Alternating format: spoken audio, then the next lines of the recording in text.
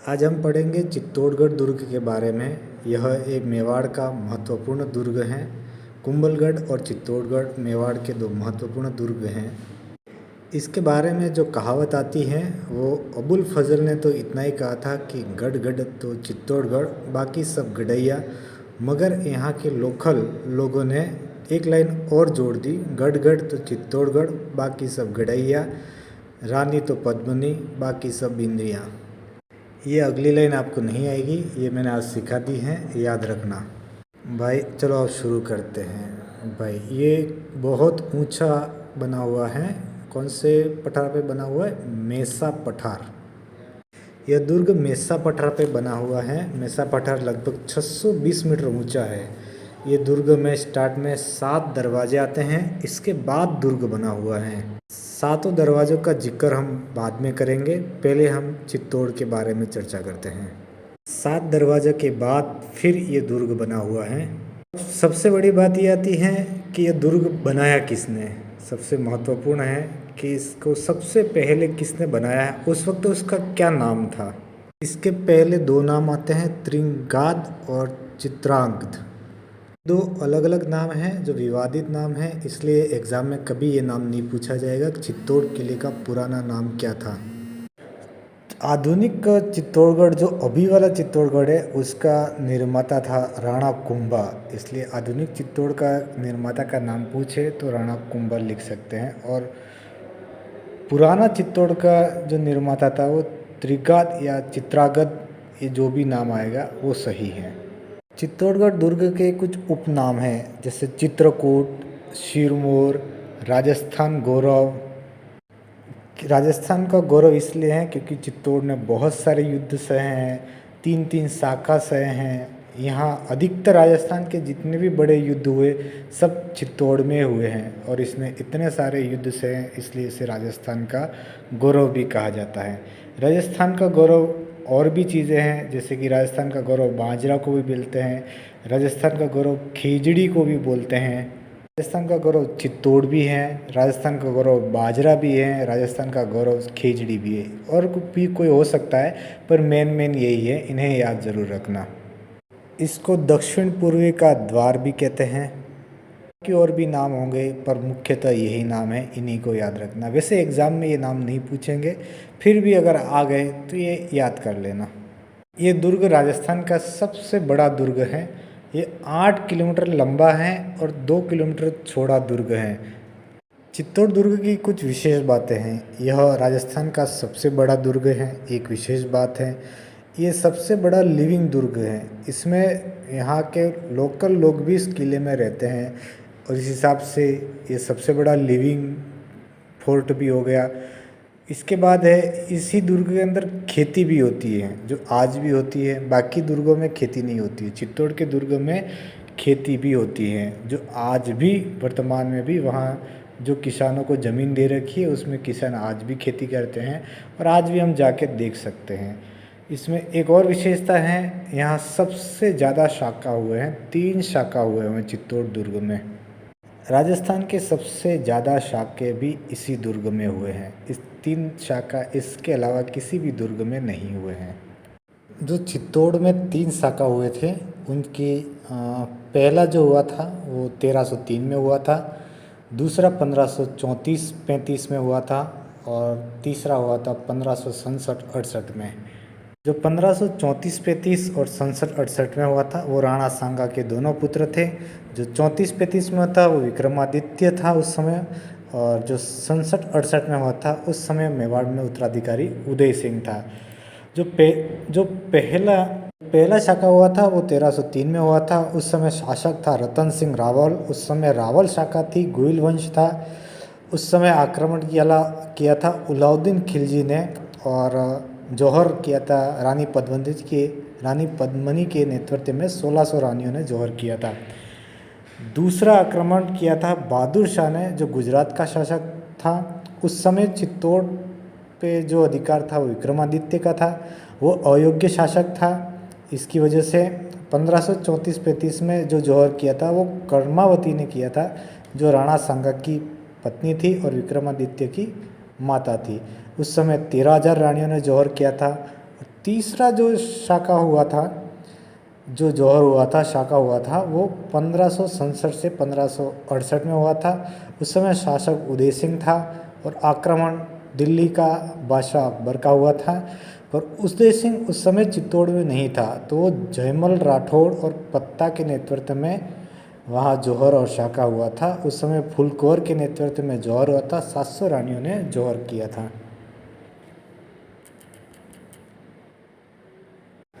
जो दूसरा केसरिया हुआ था उसमें विक्रमादित्य ने नहीं किया था।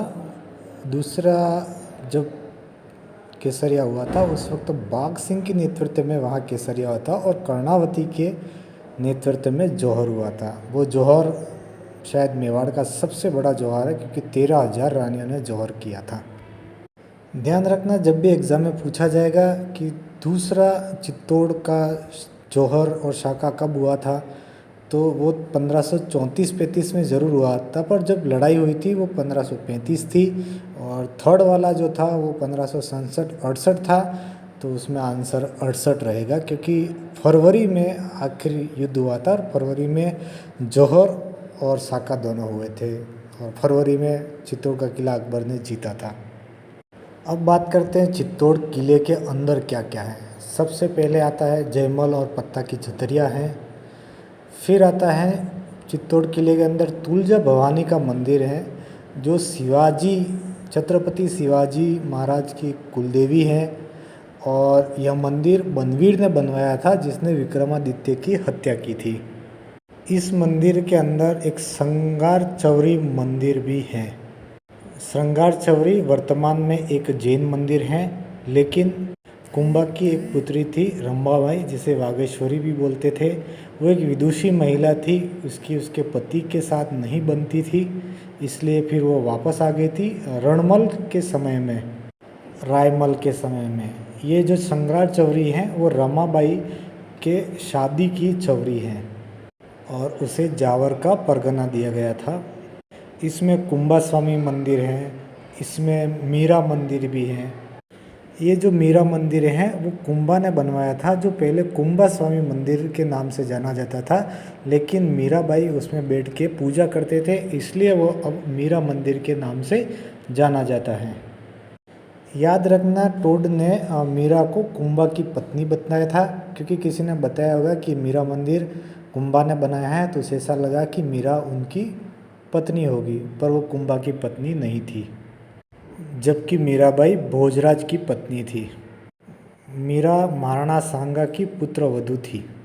इसमें बाण माता का भी मंदिर है। बाण माता सिसोदियाओं की कुलदेवी हैं। बाण माता सिसोदिया राजवंश की कुलदेवी हैं और आराध्य देव उनके एकलिंग जी हैं।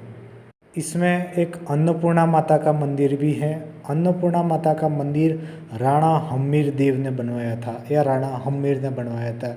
ये राणा हम्मीर वही हैं जो सिसोदिया कुल के संस्थापक हैं।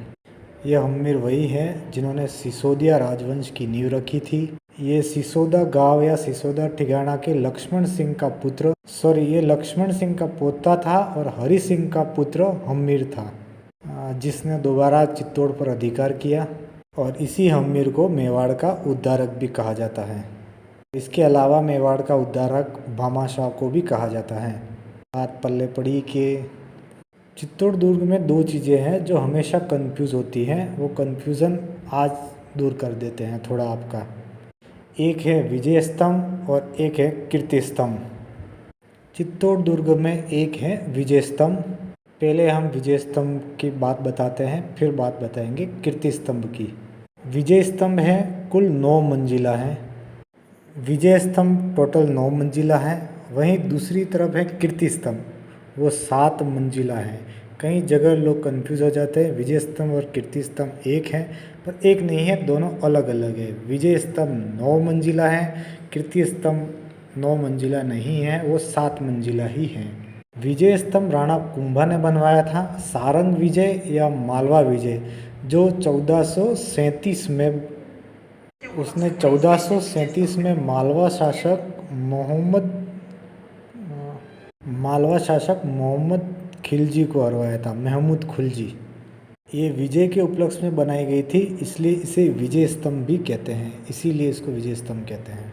विजय स्तंभ कुंभा ने बनवाया था। 1437 में उसने विजय की थी और 1440 से 1448 के बीच ये विजय स्तंभ बनाया गया था। जबकि कीर्ति स्तंभ कुंभा ने नहीं बनवाया है। कीर्ति स्तंभ कुंभा से 200 साल पहले बना हुआ है। विजय स्तंभ जो है वो 9 मंजिला है। इसको बनाने में 90 लाख खर्चा आया था। इसकी तीसरी मंजिल पे 9 बार अल्लाह लिखा हुआ है।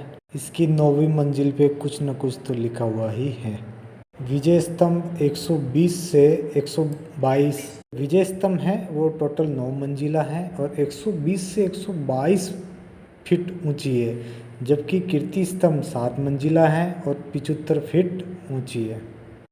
विजय स्तंभ में तीसरी मंजिल पे 9 बार अरबी भाषा में अल्लाह लिखा हुआ है। कई बार प्रश्न पूछा जाता है कि कुंभा किसका भक्त था, क्योंकि मेवाड़ में अधिकतर लोग एकलिंग जी के भक्त थे, बल्कि कुंभा विष्णु भक्त था, एकलिंग जी नहीं।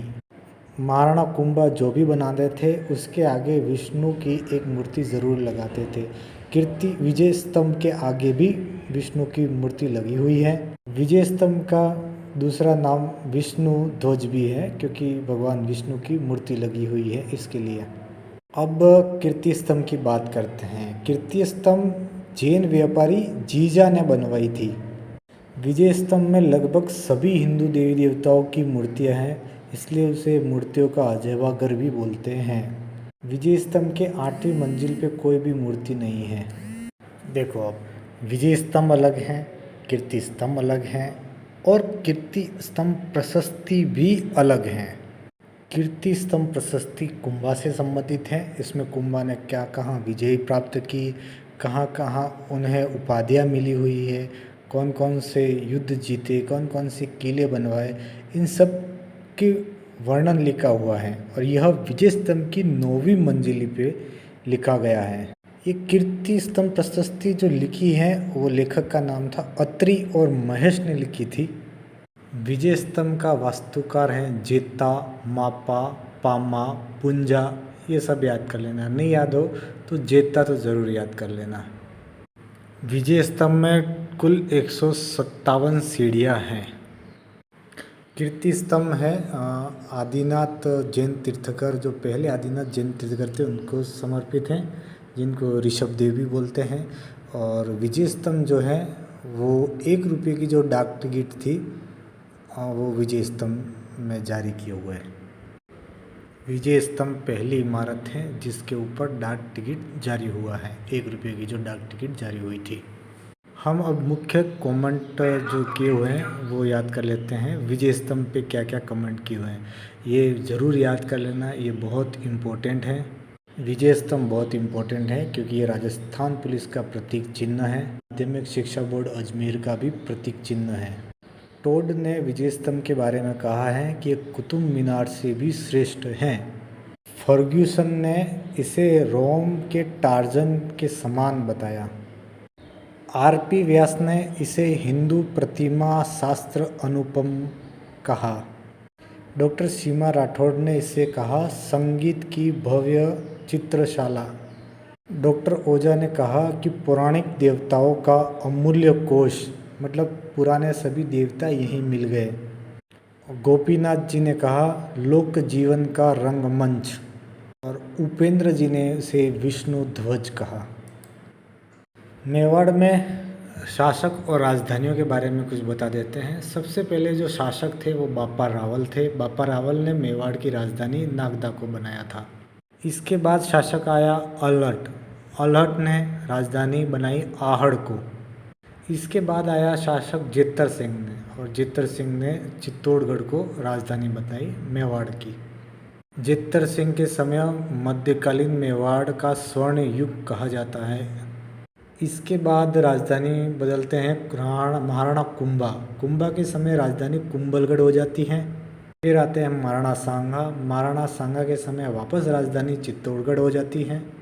इसके बाद आते हैं महाराणा सांगा के पुत्र उदय सिंह। उदय सिंह कुछ समय तो कुंभलगढ़ राजधानी बनाते हैं, फिर चित्तौड़ बनती है, अकबर का आक्रमण होता है। इसके बाद वो पहाड़ों में चले जाते हैं, वहाँ से वो उदयपुर बसाते हैं और फिर उदयपुर राजधानी होती है। इसके बाद महाराणा प्रताप राजधानियाँ बनाते हैं, पहले उदयपुर, फिर हल्दीघाटी के युद्ध के बाद आवरगढ़ नाम की एक जगह को राजधानी बनाया गया था। आवरगढ़ के बाद वापस महाराणा प्रताप कुंभलगढ़ आ जाते हैं। इसके बाद राजधानी होती है, जो अंतिम राजधानी होती है महाराणा प्रताप की, वो चावंड होती है।